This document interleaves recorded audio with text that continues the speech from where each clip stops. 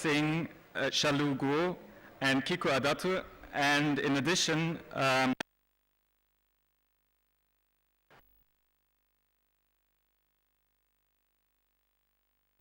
Cortina Butler will quickly introduce the speakers. She is Director Literature at the British Council.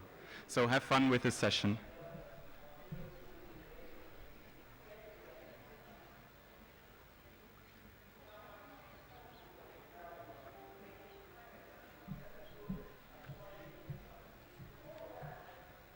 Hello everybody, I'm Cortina Butler, Director of Literature at British Council. Storytelling is at the heart of great literature, whether it's fiction or non-fiction, and it's a very important part of the British Council's mandate of cultural relations, wherein we work across countries engaging in dialogues, promoting freedom of expression issues, and providing opportunities for cultural exchange with the UK. We've been working over the last year with the literary magazine Granter in a major programming partnership.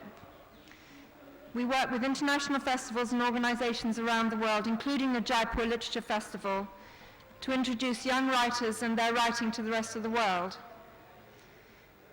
On this session, Xiaolu, one of the Granter list of 20 best young British novelists, is going to be joining with the art historian Kavita Singh, the award-winning teacher at Harvard University, Kiku Adatto, to talk about storytelling around the globe. But I'm absolutely delighted to repeat that your moderator this evening is going to be the notable political philosopher Michael Sandel. So enjoy yourself, it's a treat.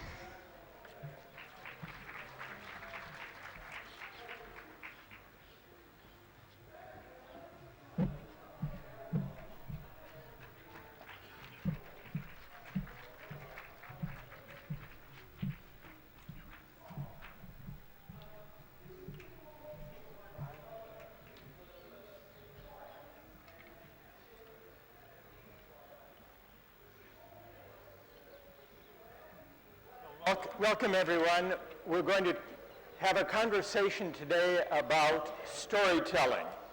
And we have three tellers of stories from different parts of the world. We have Kavita Singh, who has done research on picture storytelling traditions in India, Bengali balladeers, Rajasthani epic singers, and recently she's worked on the history of miniature paintings, as well as the history and politics of museums in South Asia. Kiku Adatto is a scholar in residence at the Mahindra Humanities Center at Harvard. She's been leading an international project to revive the oral storytelling tradition by encouraging children to interpret, retell, and continue the story in their own voice. And Xiaolu has published several novels in English and in Chinese. She's directed feature films and documentaries, including She, a Chinese. And her new novel, I Am China, will be published very soon, in June 2014. So storytellers from different traditions gathered to discuss the project and the importance and the challenges to storytelling itself.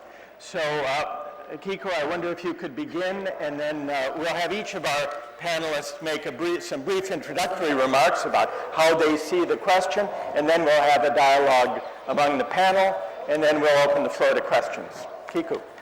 Thanks. To get our conversation going, I'd like to pose a few questions. What has become of oral storytelling tradition? Why has it gone into eclipse? And why does it matter? What do we lose? Can you hear me? You know, these mics are not so good. It's better if you actually hold Just it hold it a close bit to you. closer. Can I unclip it for you? Just keep it in your hand. Okay. Yeah. Did people hear what I said before? Yeah, just hold it a bit closer. It's better now. And why does it matter? What do we lose when we fall out of the habit of telling and retelling stories and passing them on to our children and our grandchildren? When my children were very young, I told them bedtime stories like lots of parents. Because I think one of the ways that the oral storytelling tradition is revived is when we are parents with children. We go through a long period where we're busy with our work, where we leave storytelling and enchantment behind, but we return to it when we're with children. And so I did. And I began to tell my children a story. It turned into a saga about a wild, evil monster whose name was Baba Yan. And every night, the children would help begin the story because I would ask them, what would you like me to talk about? And they would say, well, we want invasions, we want this. There were two boys. They mostly wanted invasions of this enchanted kingdom I called Shema Bema. And as the excitement mounted, and I started making up more things, if I paused for just a minute, they would say, read, read. And of course, I wasn't really reading, I was making it up. And it demonstrated to me the fine line between oral storytelling and the written word, the books that we read. Now, 2 decades later, I've written what was the beginning of that saga, a story called Baba Yan and the Magic Star.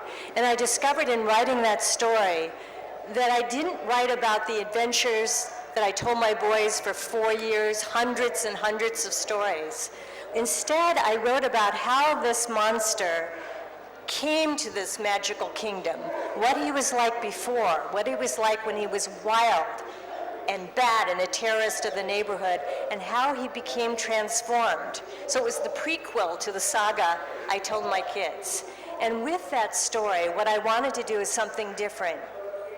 I wanted to use that story that I wrote and published with Rupa in India as a seed, to not see it as a completed work, but to see it as a seed, something that I would sow across the world. And what I would do is have a project, an international storytelling project, where children would be encouraged to continue the story in their own voice, to draw their own pictures, and to post in exhibits at school or even online how the story changes, and to adapt it to their local cultures and languages. And so this is the Baba Yan Story Project. And I had 3 goals in mind, and it may be something I can throw out to my fellow panelists, of how all of us as storytellers can revive this oral storytelling tradition. One, I think it's because it empowers children to be creators and agents, to not see a story as something that someone owns, but something that can be changed and transformed and move from country to country, neighborhood to neighborhood. Second, I think that storytelling is a way to ignite the moral imaginations of children. I talk to teachers and educators working in schools and nonprofits, and they have to deal with questions like bullying and violence and anger among children. They said it's very difficult to deal with it with a didactic approach, like it's wrong and let's talk about it in circle. But what they said is stories are a way where children enter into an imaginative world, far from your contemporary world, and that Baba Yan is one among many other stories that fit that, totally imaginative. But the fact that it is about a bad monster who turns good, it allows kids to talk about issues they may not normally be able to talk about in a comfortable way. And the third quality of oral storytelling is that we're all equals. We're all on the same playing field. Again, because there is no special ownership of the story. And I feel it's a way that we can bridge the gap between literacy and illiteracy, because everybody has stories in them. Even if you don't yet read and write, you have a story someone can write down. Even if you're an immigrant to a new country, if you come back home and say, I have a storytelling project, Mom or Dad or Grandma, can you tell me a story that's like the story I'm reading? Everybody can speak. And so I feel that that way to bridge literacy is a wonderful way to transform our dialogue. And so, in short, I think that reviving oral storytelling is very core to reviving our very souls. Okay, thank you very much for that. Thank you, Kiku. Kavita. Well, I have really three different entry points into the stage here. And the first is probably the reason why I was invited to be here at all, which is because of my early research as an art historian on rural traditions of oral storytelling, which were accompanied by the display of images. So there would be these entertainers, or there would be these quasi-priestly, bard, epic singers who were telling sacred stories, who would carry different kinds of scrolls of paintings with them from place to place. And these were extraordinary traditions, one in Bengal and one in Rajasthan, which I studied. And they were very interesting because they were also very different from each other. The one in Bengal, when I studied it, was purely a secular tradition of entertainment. And the point at which I was doing my field work, it was on the verge of collapse because everybody wanted to watch cinema, nobody wanted to hear these people singing their songs again and again. So I thought this is the last I'm going to see of this tradition. After me, it's over. In Rajasthan, when I used to travel, I would be among people who used to be the singers and the custodians of a very lengthy oral epic that belonged to a community of worship. The hero of the epic was worshipped by them, and the scroll in which his life was painted was considered a mobile temple. And I thought, as long as there are believers of this God, the tradition is going to be robust, it will stay alive. 15 or 20 years after the point, I find the exact reverse is true, that the sheer religiosity that kept a particular tradition alive also then caused the complete collapse of that tradition when the patronage died out and the community, out of its aspirations, wanted to shed these village traditions and go to city-like worship. So the tradition entirely collapsed because it was not capable of mutating and changing with change time. Whereas the entertaining tradition, the secular tradition of entertainment in the Bengal villages, managed to resuscitate itself and become really lively and vital, where these guys, with the help of certain NGOs and other craft revival groups, actually managed to make these people active in the current world. So one of the things that these Bengali villagers have become quite well known for is the series of ballads they have written and the scroll paintings that they have made about 9/11, for instance. No? So that's an interesting kind of thing. Now the second thing that gives me a reason to sit here is the fact that I'm a mother of a 10-year-old boy. And I see the kinds of stories and the films and the video games that he plays, and I'm really struck by how mythical all of this material is. And it's all about ninja warriors, but then the ninja warriors are all summoning the powers of the 5 elements. And so it's, earth, water, wind, fire, whatever, ether. And all of the stories are actually about sacrifice and redemption, sin, sacrifice, and redemption. And I'm really struck by the very strong mythical basis of what they do, though the qualitatively, in literary terms or in artistic terms, what these stories might have to offer might leave something to be desired from my point of view, right? Okay. And so then that brings me to my third thing, which is a happy trend that I'm beginning to see, because I am very, very interested in the traditions of Indian miniature painting, and that's what I teach at JNU in New Delhi. And it's been very interesting for me to see in recent years that a number of people have begun to use the rich tradition of miniature painting to produce books for children. And I wanted to show a PowerPoint. Can I have my PowerPoint, please? Hello? Bhai Saab? Mera PowerPoint, please?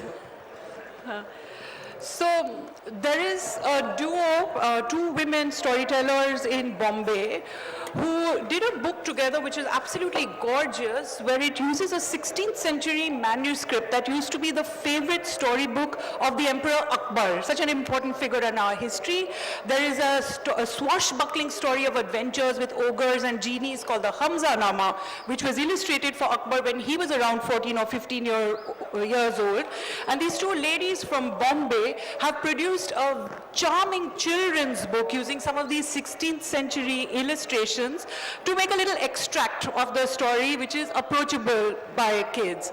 And so here you have one of the spreads from their book in which they're talking about the hero setting off on a voyage to rescue a friend. And this is the layout that they use. And this on the right-hand side is the original miniature painting from which they have derived their layout. And you can see that if you let loose this painting on a contemporary audience, it might be too heavy and too dense to take in. But the way they have designed the page, allows for a little bit of empty space and allows you to just pick on certain significant details. They followed this up with a book that was released just last month, which was telling some of the stories of the monkey god Hanuman, who is such an important figure in the Ramayana. And for this, again, they use miniature paintings, and they produce spreads that are absolutely gorgeous. And both this page and the previous page that we just saw are both details that are taken, from a fantastic painting which is in the collection of the Mehrangarh Trust Museum in Jodhpur. So they have an amazing Ramayana series, and again these two incredibly clever women have taken some of those paintings and produced a lovely children's book. And to me this is terribly exciting because the images are absolutely alluring, but they allow you to connect with a register of visuality that children are not usually asked to connect with. And absolutely my favorite book right now is a book that uses some of these paintings and many other paintings, and it's a book of the Shahnama, which is the Iranian national epic, in a very compelling retelling with the most amazing graphic design done by an Iranian-American filmmaker and graphic designer. And he has produced these spreads in this absolutely gorgeous book, which use the most stunning collages, digital collages that he has made from any number of sources of Turkish painting, Persian painting, and Mughal painting. And he does what you can do with Photoshop, which is reduplicating, cutting, chopping, and changing. And I'll show you just one sequence where he explains how he makes an image like this one, in which there is the mother of one of the protagonists who has a terrible dream, which is an omen of destruction. So she's dreaming that their city is on fire. And the way he does it is that he sources the sleeping woman from this detail of a Persian painting. He decides to erase the man. It's a love story and he's not interested in that. So you just have the woman. Then he already has used an image of that woman in the story, so he wants consistency in the face. So he picks up the face from the painting we just saw and he put it here. But that face had her awake, and so he shuts her eyes so that she's sleeping. And then he finds a source for the city, so he takes a little detail from this Persian painting, and he reduplicates it so that the detail of the fort turns into a palace or a cityscape, places it above her bed, adds faces and flames. And that leads you then to this page. Now, not only is this absolutely spectacular work by this genius called Hamid Rahmanian, but it also allows us to get around a very big problem in using this kind of material, which is I don't think he has to pay copyright. So that's good news, because any of us who've tried to get a slide out of the British Library and had to pay £80 for it will appreciate this very, very much. And the last sort of thing that I wanted to very quickly show you, which shows the possibilities of reusing this kind of classical visual language for new storytelling ends, is actually a video game which a group has developed, which is a serious grown-up kind of video game about the coup in Iran in which Mossadegh was deposed. And I'll just let you see some of the kind of imagery that they use, where you can see the same sort of collaging and use of many different elements, including miniature elements. And to me, this is particularly great because I think that actually cinema is passé, video games are the narrative of now. Okay, thank you very much, Kavita. Thank you. Xiaolu, I already see some themes, suggestive overlapping themes emerging. One of them has to do with the relation between narrative storytelling on the one hand and pictures, images, including cinema on the other. There are also questions of myth and spirituality as being at the heart of storytelling. You're a novelist and a filmmaker.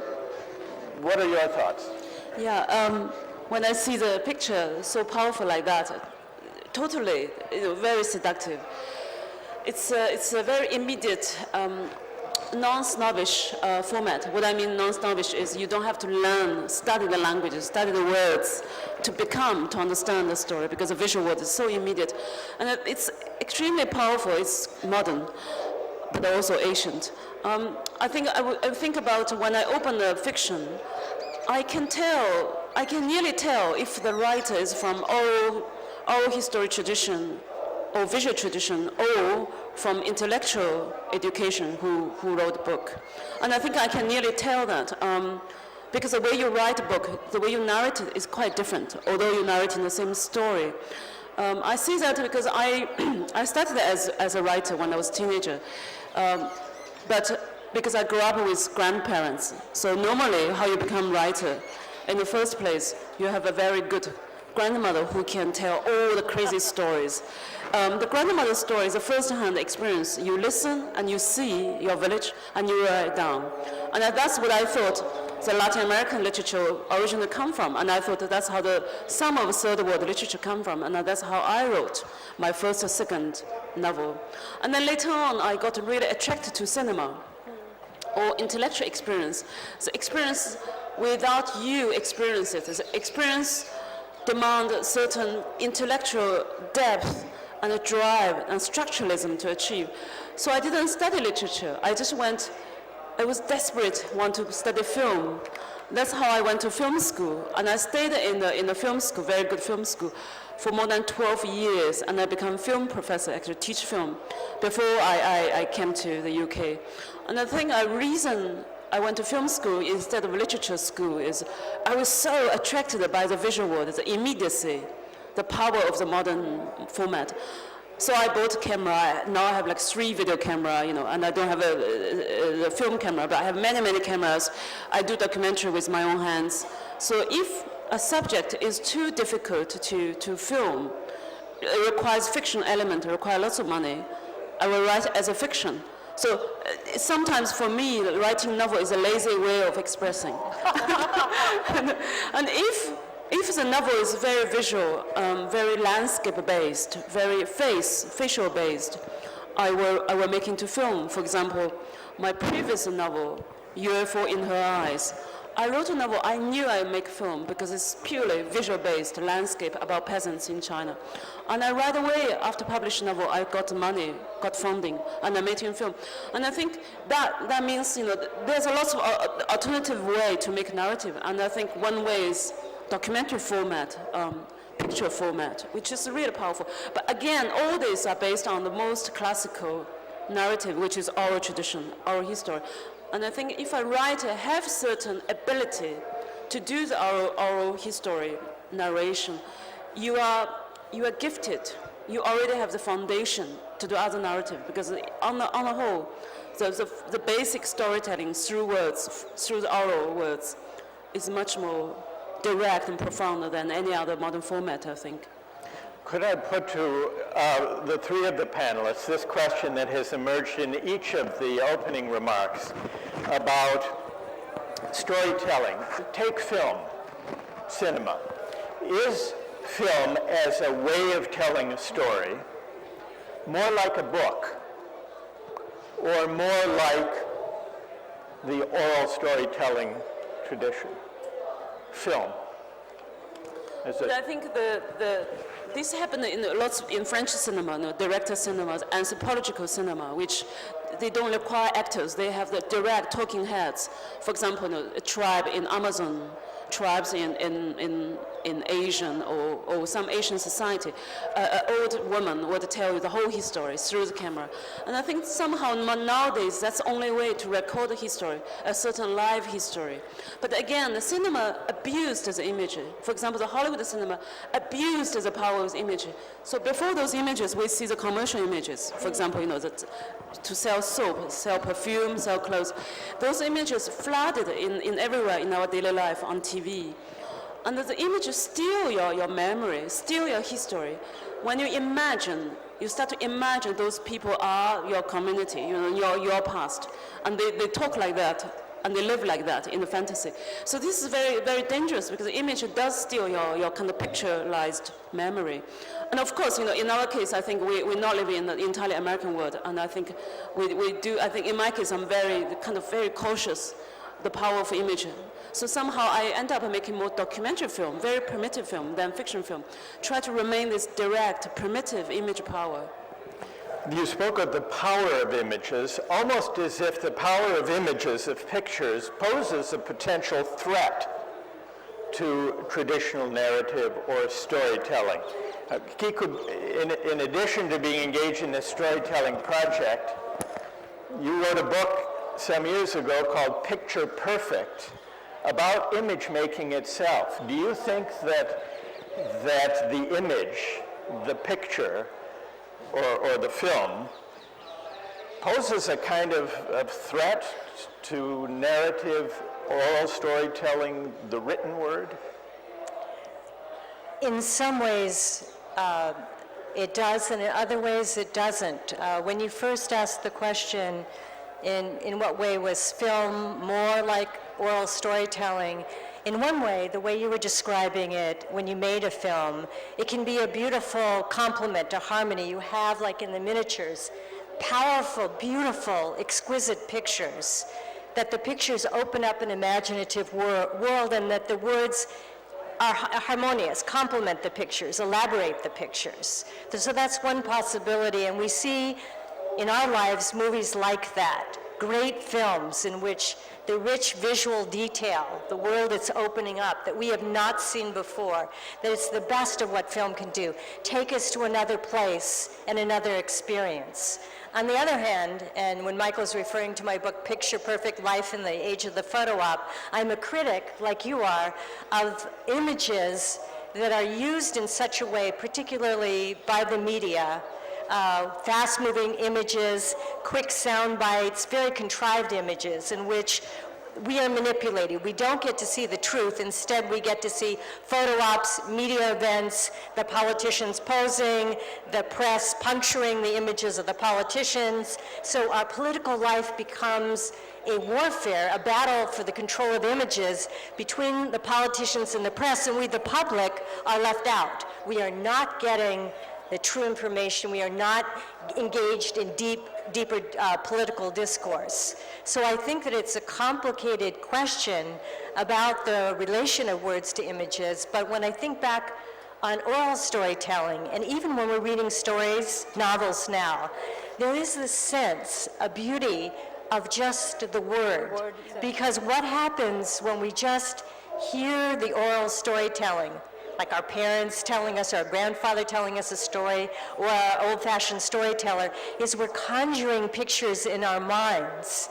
It's such an active process, and that there's something really great. And reading a novel, the same thing. So we've all had the experience. We go to a movie and we go, oh my gosh, this does not look like the main character. Everything seems to be wrong about that. And so that power is what I think is really deeply connected to the reviving of oral storytelling, that we are the generator. We are the co-producer. Like when we read a book and doesn't have pictures, we make the pictures. And if we read a book that does have pictures, as I'm trying to do in this oral storytelling project, it has beautiful pictures, but makes ones of your own. Make your own pictures. Elaborate this, almost like this elaborate miniature. Embroider it and elaborate it and draw to it so that it's starting a process which expands and grows and changes. And that's a certain joy in oral storytelling that we don't have in the market of books, because we don't care. If you write your novel and I come and write a little bit differently and sell it, you go wild, like Kiku Adatto has stolen my novel, or all the arguments about copyright. The oral storytelling is blessedly free from ownership in that way. And I think because it is very liberating. I'd like to take us back to a point that emerged. Kavita made the point about your 10-year-old son watching video games and movies. But what struck Kavita, was the mythical and spiritual dimension, even of the video games. Now, the question I would like to put to the three of you is, what about, is there something to oral storytelling as such that, and Kiku spoke about the fate of the soul even, is there something about oral storytelling that is intrinsically connected with the mythical and the spiritual, or is that just one familiar example among others? How does that work? Can I, Yeah. can I jump in here and ask a question and respond to what Please, they were please. saying about Yes, images? yes, please. You know, I'm very personally invested in this because I'm an art historian, so defending images is my life. And so when you speak about images with some degree of suspicion, it actually reminds me of a very long tradition of suspicion of images going back to the days of Plato. When Plato thought that what the artist did was just so seductive that there would be no place for artists in his republic. He would throw them out. Yeah, and do you think he was wrong? No, I don't think he was wrong at all. I wouldn't have a job if he was. I don't think he was right at all. I wouldn't have a job if he was right? And if artists were banished, nobody would have made anything, and I'd have nothing to teach. Was he right to be suspicious? No, I don't believe so. And I believe that there is actually a certain error in the way we understand images. For example, and though I've made the argument that you just made myself many times, but doesn't it seem a little bit funny to you that someone should tell you, don't see the movie which is giving you the images ready-made, read the book because it's much more active when you make the images in your head. You're making images, you're receiving images. So intrinsically, there's nothing wrong with the image, right? The image itself. The fact that you are making it or that he is making it, but the image itself is not the bad guy, right? That the richness of visual experience is not something to be discounted, to be spoken of as something that seduces. And the only reason why we think that it's images are easy and our reception of them is passive is because we read them lazily. And there are as many layers to be read in images, and there are as many possibilities for critical reading of images as there would be of text. All right, let's hear a response. Let's hear a response from the two panelists who are a little bit suspicious of images. What do you say to what Kavita has just No, I said? think the image itself can be anything, but if certain ideology control the image, for example, the TV commercial, all the commercial, we go to shopping, we want to look like the beautiful girl on the commercial stand, and all the models on the TV or in the beauty magazine, and I think those images are so much being mass-produced by industry, by the commercial power, that it makes most of young people, even me, very attracted to that kind of lifestyle, which we imagine that would be me. If I wear those clothes or wear this perfume, I will be some model. But then the reality is I come back to the complete polluted, dusty highway street, eating a completely poisoned food, from the industry, and having cancer and dying from some kind of disease. So that's the reality. So I'm talking about the suspicion of the images. I only trust the voice, the genuine voice behind those media. So behind, say, book, behind the TV, behind the cinema. That comes back, my fundamental respect to the oral storytelling. Certain oral storytelling that requires a person's genuine passion and memory. Even the memories keep lying, the person tries to do some kind of propaganda. Say, a grandmother who is a politician, there's lots of politicians in India who is a woman. So even the grandmother tried to propaganda some ideas through her oral storytelling. Still, that person's particular memory, particular character, taste, belief, value system is contained in that version, which you only remember through that person. And then this story can be analyzed by another person or told by another person. And I think I respect that because it's individual approach rather than mass media approach. So I'm maybe talking about a media machine, how control our image world. Good. Yeah.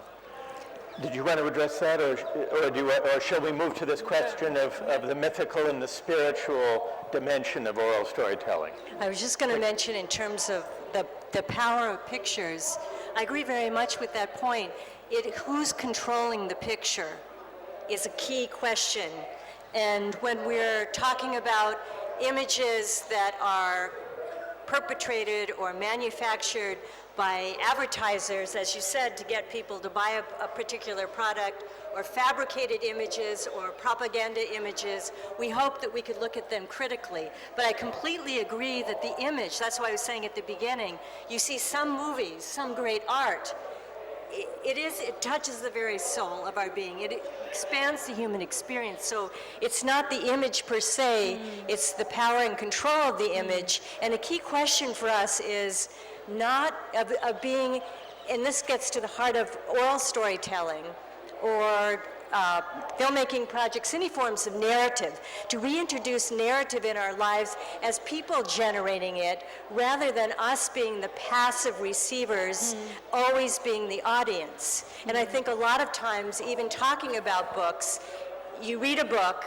and then the author talks about the book, and you're still listening in the audience. And what is different, I think, about oral storytelling is if children are asked to do more than just read the book and be tested on the book and who did what and get a grade on the book and how well you comprehend the book, to think of themselves more as creators of books and of storytelling.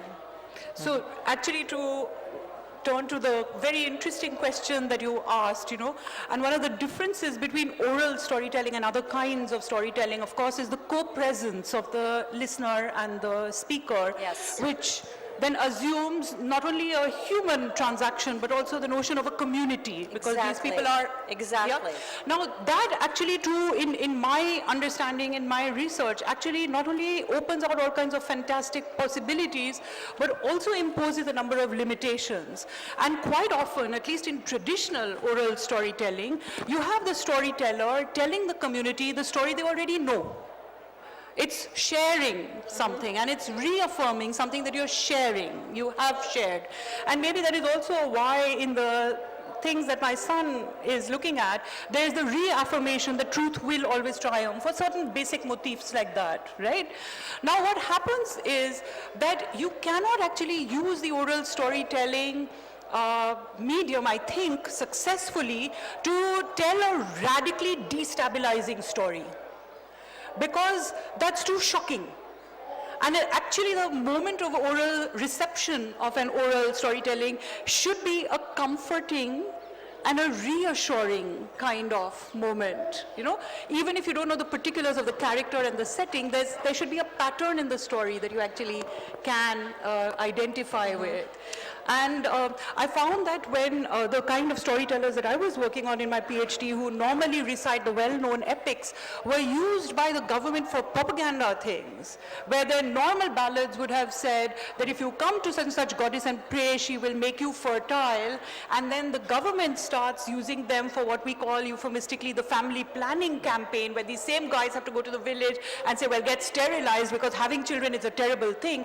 They were disrupting actually the compact of agreement and mutual understanding of the same values. And that partly led to the rejection of the storytelling tradition itself. Interesting. I just wanted to make a point in favor of radically destabilizing stories. Many stories and songs that come through the oral tradition historically have been radically destabilizing. We think in the United States, many of the songs that the slaves sang and the masters thought that they were so happy were actually criticizing their masters, codes for the Underground Railroad, plans for escaping. And I remember this wonderful film called Black and White in Color, taking place in colonial Africa between the British and the French. And one of the opening scenes, they were carrying actually it was the Germans and the French. They were carrying somebody in a case, just saying about a whole song about how his feet stunk and how, the colonizers, were no good. But they said, we just love the tune of that song. So I think many times in anti-colonial movements and revolutionary movements, it's precisely this groundswell of the oral storytelling, which is always, as Kavita was saying, mutable. You may merge different cultural traditions, weave them in a new way. So I think that the storytelling can be radically upending, can be very revolutionary, as well as you say, telling the same story and soothing people. Can be subversive. All right, I want in a moment to turn to the audience for questions, but a very quick question, maybe with quick answers from our panelists. And Xiaolu, I'd like to start with you. The age of voicemail, cell phones, Twitter, Facebook, is this creating, do you think, a generation whose sensibilities will be dulled to narrative and storytelling? I don't want to be too gray or pessimistic, but sometimes I think if such thing exists, if we say global narrative, this vocabulary exists as a fact, I mean, people are allergic with this word global, yeah. It always involves with commercialization, Americanization. But again, global narrative, if it exists, I think it becomes much more impersonal, indifferent to alternative history. Although we say, okay, there's much more cultural preservation in each culture now. There's more, study about Asian culture than before. It's more kind of self-driven preservation in each nation, try to reserve their culture. But again, the community is dying. The alternative lifestyle is dying. For example, the last women's society in China, in South China, Sichuan province, which is close to Tibet, called 女书, meaning woman's speech, woman's language. Only women in that province can write and understand this language. It's a written language. And that language, the last woman just died some years ago. So she was the last woman, 女书, language leading woman. So the community is slowly dying, the language is disappearing. Global narrative, which leads to a bit much more homogenized narrative format than Asian time, than 100 years ago. So on the surface, we think there's diversity. Text message, internet create a certain language, which is young people will share visual and a certain kind of modern language. But again, it's very plain, flat, non-historical language. So in a way, I find that the beauty is disappearing. There's an alternative language. So what do we do? So now we use visual word or use other kind of format to record the past. And I guess that's one way to do it. Yeah, good. Okay, did you have something quick, or shall we go? All right. Well, I want to, all right, well, let's let the audience get in, and then the panel can respond. Okay, yes. Right here. Stand up, and we'll get you a microphone. Hi. So my question is actually to all three of you, all four of you in fact, and it builds on what you just kind of concluded with, which is the fact that that the medium of storytelling, yes, the whole conversation is around that, but actually what we must be true to is the soul of the story. The soul of the story. Which is actually trying to convey a message. And what medium you choose to convey it in, whether it's through powerful images or cinema or oral traditions, do you think that the whole context of the story is getting lost in this conversation? And that is actually what we should be concentrating on, so that the whole moral and traditional and, in fact, the whole, even political message that one tries to convey through stories is actually at the center of the conversation. Okay, so what about the content of the stories, the soul of the story, including the moral and political message that stories can embody and convey? Who would like to address that? Kiku? One of what I noticed, for example, when I was tracking the changed representations of childhood in literature and in painting and in photography, I noticed, and this was tracing it over 100 years back to our time, that the soul of the child was under siege in a lot of modern literature, and the kinds of ads that Xiaolu was talking about, where you get very eroticized ads of children and the kinds of clothing and the books that they're reading, that you feel this constriction of the soul. And I felt like I was looking at the spiritual flatlands of postmodern fiction, in which the soul doesn't figure large. So I see in our culture, especially the representations of childhood in many other places, the soul constricting. So in response to that, constricting not inside of us, but its place, it's the kind of the moral force, the moral imagination, its force in our society.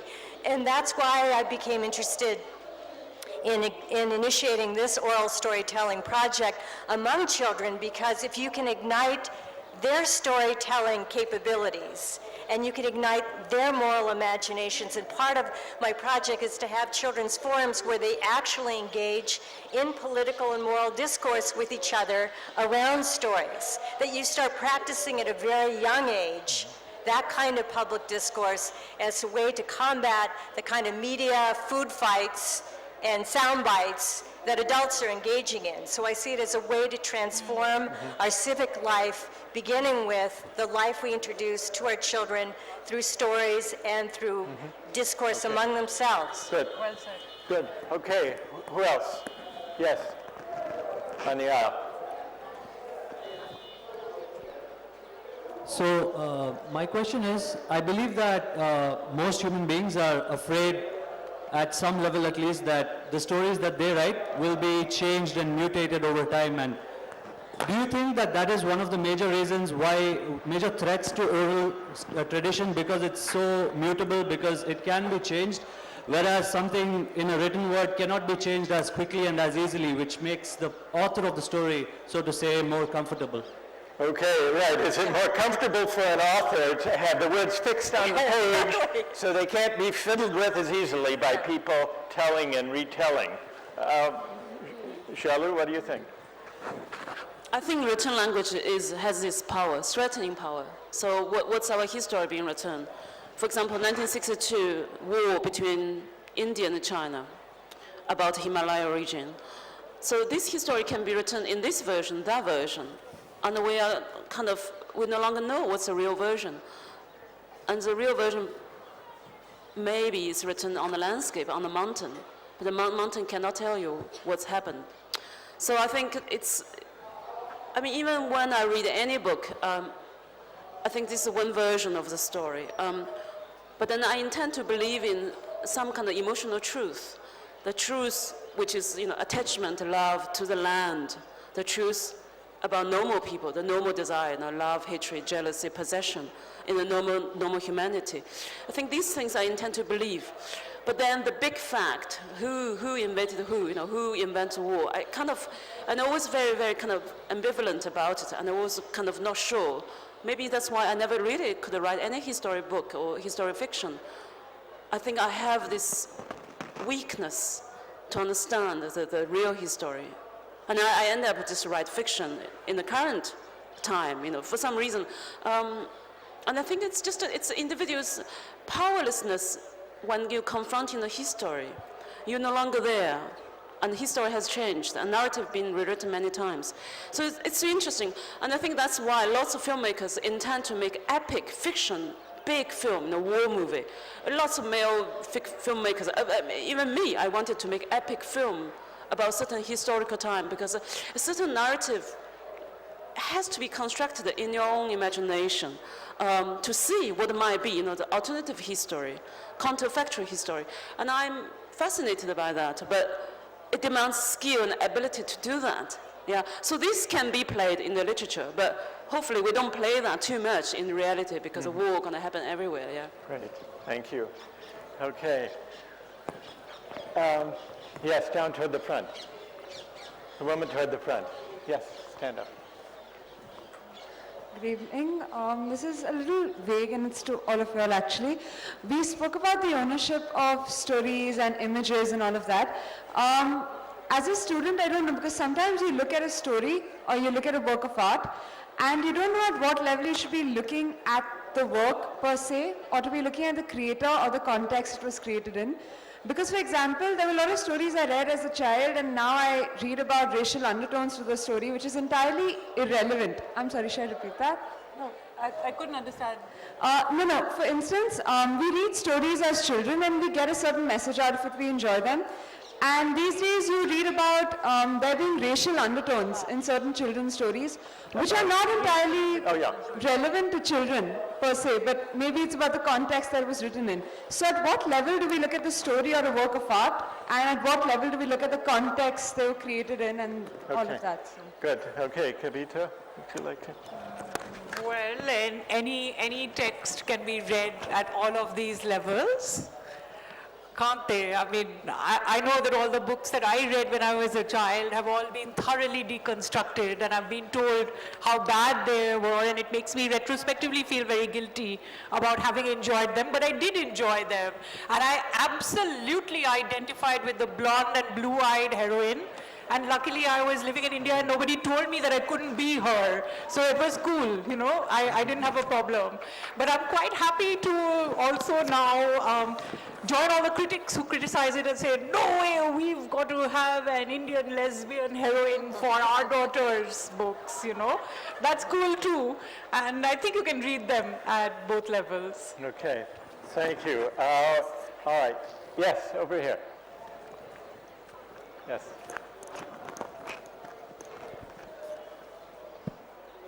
My question is for Kavita ma'am. Our parents used to tell us those folklores when we were kids, and they told us stories that were close to our roots.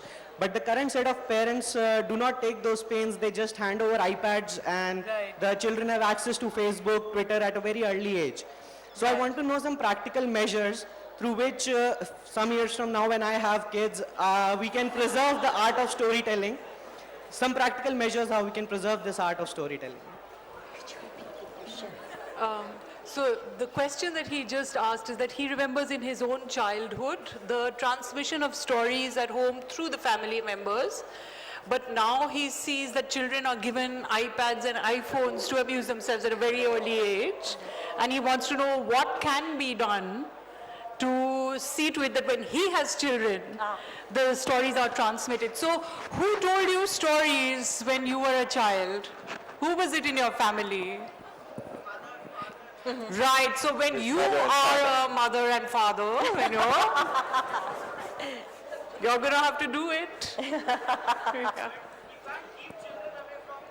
But he's afraid that when he goes to tell his children stories, they will be too preoccupied with...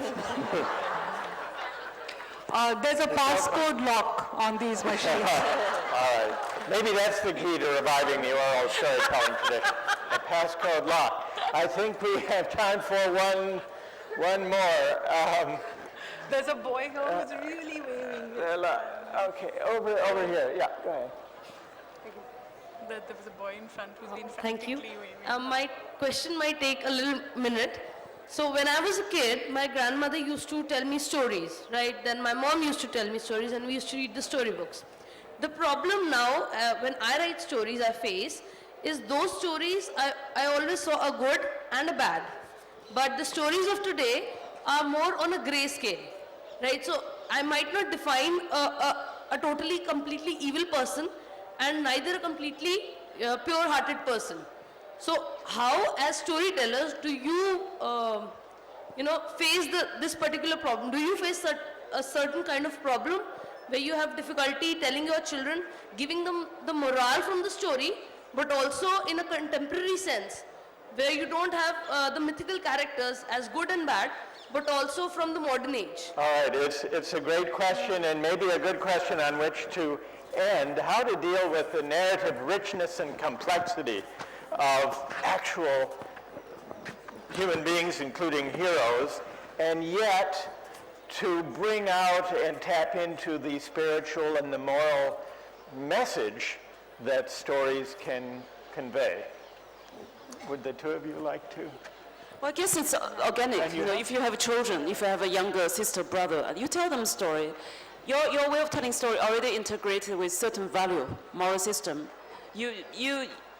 whatever you want or not, it's there. The moral and the value system is in the story. Then you might change a bit for good intention or for bad intention. Okay, so the good intention will do good, of course, you know, and I think I wouldn't worry too much. Say now I have a young baby, only a year old, but you know, I'm not giving her, you know, iPad, all that stuff. I'm gonna give her, okay, next year, something like that. I don't worry too much because she can use all the modern technologies, but certain value and moral system can be transformed from all this technology stuff. So I wouldn't worry too much. I would even let her watch TV, but what kind of TV you introduce? There's many choices, you know, and I think you can guide them as long as you have good intention, you know, and if you want to train terrorists, you can train terrorists from certain stories. So it's about you, yeah? Okay, Kavita and then Kiku, go ahead. So this is an interesting question because I face it every day at home with my son. And of course, he has stories in books, and then he has the newspapers. And all the horrible things you see in the newspapers where people whom you thought were reasonably all right one day are revealed to be horrible, and life is incredibly gray, right? So what I find interesting in the way he receives these things is that he already seems to have a clear compartmentalization of the world and news, and he's willing to take it in all its complexity and its muddiness, and it doesn't bother him very much. And then there's the other world of stories in which there should be a clearly demarcated good and evil. And woe betide if we have a story in which the good guy dies, you know, then my son breaks down. Kiku. I think that Kavita said something very important earlier, the word sharing. And that whatever the technology the kids have and that we have at our fingertips, we can use it in all kinds of ways. But the key thing about storytelling and reviving the oral storytelling tradition just within our own family, telling stories to our children, having them tell stories to us, is to mark out a time. For our house, it was bedtime. For me, it's a magical time to tell stories and to have them contribute their own stories, you know, to let the kind of that night self come out, just like when you're lying in bed at night, you're thinking. That's when the soul does a lot of work. That's when your inner life comes out. So to have those quiet periods of solitude and sharing, to mark them out with your children, is one of the core arenas when we were talking about gathering people together. That was the wonderful thing about oral storytelling, and if we can make that gathering small in our family, in our schools with time, at moments in our life to recall and listen to the stories that we've heard, that I think is the way to revive the oral storytelling tradition and to ignite our souls, to awaken our souls. Well, we've covered a vast terrain of features of modern life in relation to stories and storytelling, narrative and imagery. I found the discussion not only illuminating, but also inspiring. So thank you to Xiaolu, to Kiku, to Kavita for a terrific discussion. Thank you.